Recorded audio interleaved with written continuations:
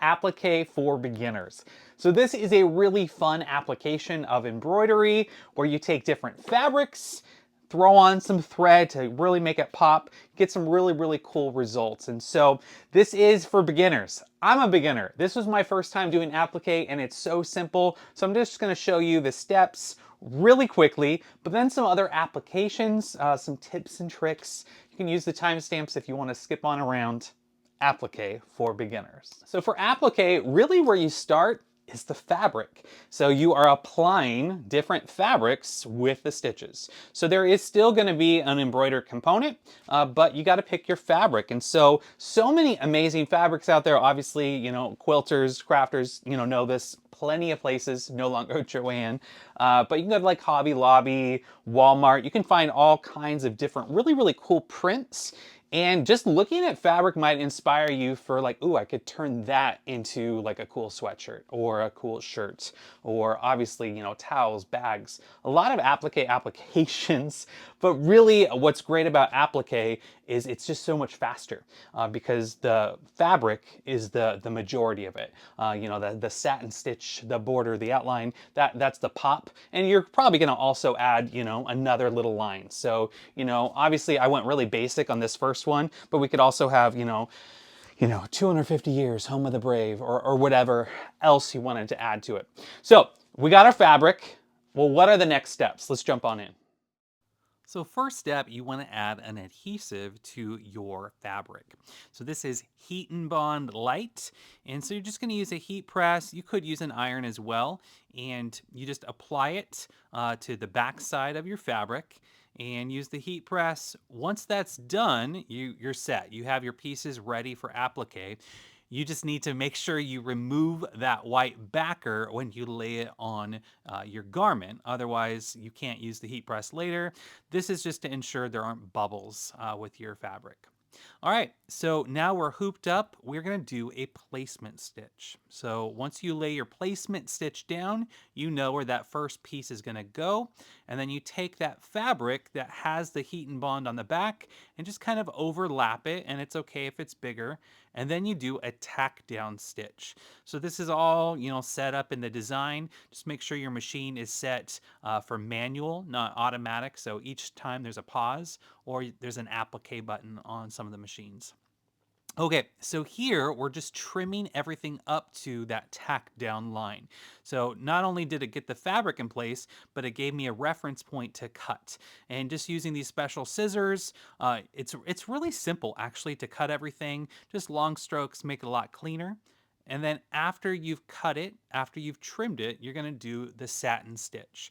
So again, this depends on what your design file is. We'll talk more about design files at the end. It's gonna add you know, a thicker stitch, and that's gonna cover any little bits that you didn't quite trim off, as well as just make it pop, make it look really cool. And so then it's just rinse and repeat. So we have the U in one color. Now we're doing the placement stitch for the S, and we're using a different fabric. So different fabric, again, just overlap it, and it's really simple, right? You don't even need to worry about tacking it down as long as your piece is big enough. Now you could, I'm gonna explore in future videos using a laser to cut this out and you know, some spray adhesive that you can do, but it's just kind of rinse and repeat. And so here, didn't do as great a job cutting there. Usually you wanna do longer cuts so you don't have like little frayed edges, but it's actually pretty simple. And so all of these sweatshirts I did, you know, I used the scissors. Again, like I mentioned, I'm gonna show the laser in future videos and how that's a good application as well, but pretty simple without just trimming it the good old fashioned way. And here we have our third letter, our third piece. So, I mean, imagine all the different, you know, applique designs out there. It's just one step, and you just manually push each time. All right, we're ready for that placement stitch. Okay, now we're ready for the tack down stitching. Here, like with an A, we have that inner spot, and so cutting it out can be kind of tricky. So on those, it is wise to cut a little slit in it ahead of time so you don't go through and cut your actual garment. So you can see here, there's that little slit before we did the tack down. And you can see how it's bubbly right there. Well, that's why we're going to use the heat press later to make sure everything is nice and flat because we added that heat and bond ahead of time. So here it's doing that final stitch, that satin stitch, nice and clean. All right, so just in general, you know, hooping it, you can use a standard hoop. You're going to use your different stabilizers. So for sweatshirts, things like this, I find that just one layer of cutaway stabilizer works great. You want to get your hoop. Now you can use a standard hoop, a traditional hoop. You just got to make sure it's really tight. I like using these magnetic hoops so much better. Links for these ones down below in the BAi store. You can get some great savings. But bobbin thread, make sure you're set, you're loaded, you're ready to go on the big project. Get everything locked in. Now, for the process, you're going to pull this off each time as you're doing the cuts and the snips. So you want to make sure that you're really set and it's really stable. So not only does your hoop and frame need to be locked in, but you got to make sure those arms are locked in. Here, I'm just using, you know, where it's going to mark off, you know, doing that tracing just to make sure I got everything placed just fine. Again, we're going to go into greater detail in future, like 101 videos, and I talk about this in my other embroidery videos. This is just kind of an overview of the process where you just get that first stitch placement, add your material that already has the heat and bond, then you're going to do a tack down stitch, then you're going to trim it, and then you do the top satin stitch. And you're done, right?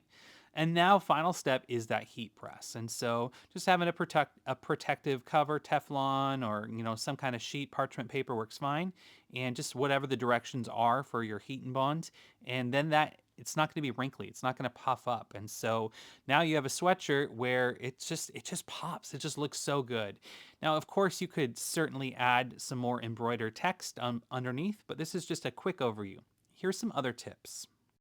One other note is the design, specifically the digitized design and the file. So for this, these machines are really smart and there's a lot more settings in here, whether you want to use the text feature and all that. But really with most multi-needle embroidery machines or even, you know, a basic embroidery machine, you're going to get a file that's digitized specifically so you get that placement stitch, you get all those different stitches.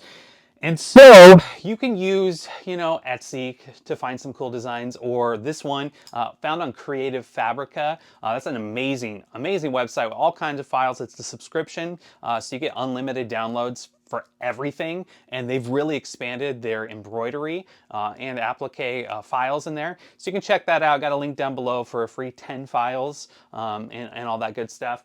But you probably, at some point, are going to get a digitizer or learn the digitizing software yourself to digitize some cool stuff. If you are a brand new person to embroidery, my beginner multi-needle embroidery video about 1.5 years ago, put that one out. I talk a lot more about digitizing and some more considerations. We're going to go much deeper into applique in an upcoming 101 video as I do a lot more projects. But anyway, that's just a quick overview on files and digitizing. I just love how these turned out. We had so much fun. We did these all in time for the 4th of July celebration. Family got to wear them, worn them, all kinds of different, you know, applications as well. But, you know, for my very first time, I think these turned out great. Some great results. I have so many ideas of what to do in the future. Also, you know, material considerations, a lot more, but pretty fun, pretty fun. Well, there you have it, but a taste, just a quick introduction to embroidery and applique. So much fun. As you saw, a lot more projects planned.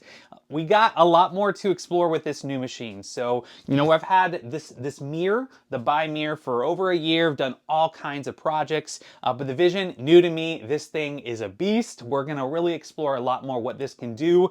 Expect a lot more content on this machine. Just so much more powerful, faster, deeper penetration, less thread breaks.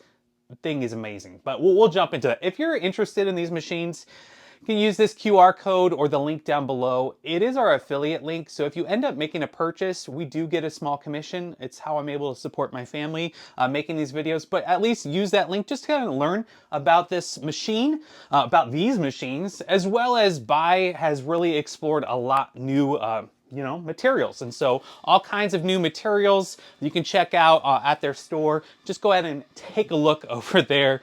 Some pretty cool stuff. But yeah, get excited for a lot more embroidery content. If you're new to the channel, We do have embroidery content. We do have DTF, apparel, a lot of, maker things, craft projects. We also have lasers. We also have woodwork. We have all kinds of different stuff. So consider subscribing to see, more embroidery and all kinds of maker craft projects. What else would you like to see? Drop it in the comment. What else do you want to see me do with these embroidery machines? What kinds of videos would you like to see as far as embroidery content? And of course, if you have any tips of your own or questions, you can drop it in the comments down below. Thank you for watching. Take care, and until next time.